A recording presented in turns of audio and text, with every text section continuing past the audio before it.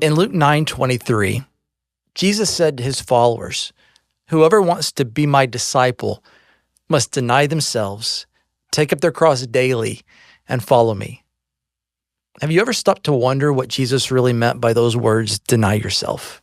I mean, at first glance, the phrase can feel, unsettling, especially in a culture that constantly urges us to prioritize ourselves. I mean, the message of the world is, hey, relentlessly pursue your desires, your goals, and your image. And if we're honest, it's not the only place we're getting that message. I mean, within all of us, there's this pull to focus on our own desires and what we believe is in our own best interest.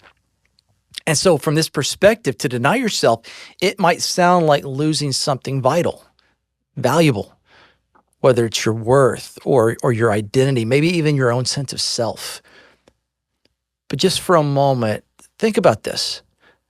I mean, what if Jesus isn't asking us to lose something that we need? I mean, what if instead he is inviting us to let go of things that are actually holding us back from experiencing real life?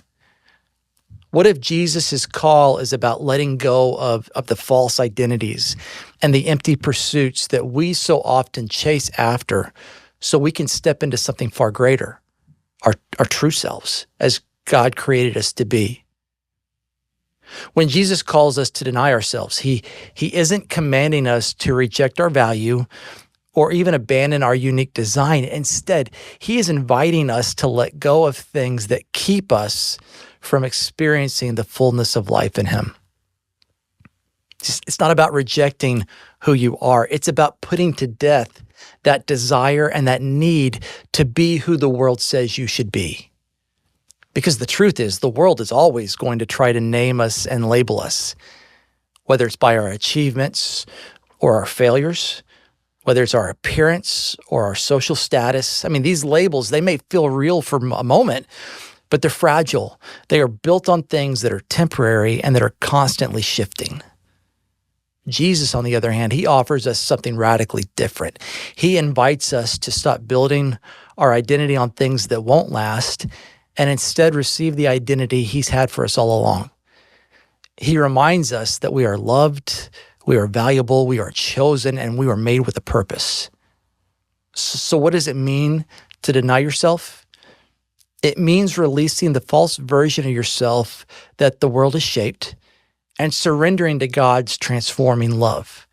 It's letting go of what you think defines you, and whether that's your success or your failures, or maybe your appearance or your status or even your comfort level. It's rejecting those things and trusting that God's definition of you is infinitely greater. When Jesus calls us to deny ourselves, he's not asking us to empty ourselves into nothing. He is inviting us to make room for something far better, his life and love and joy and peace and purpose. And so as we take up our cross and we follow him, we don't lose ourselves. Instead, we find who we were always meant to be, and we discover that life, lived this way, it's far richer and deeper and more meaningful than anything that the world can offer.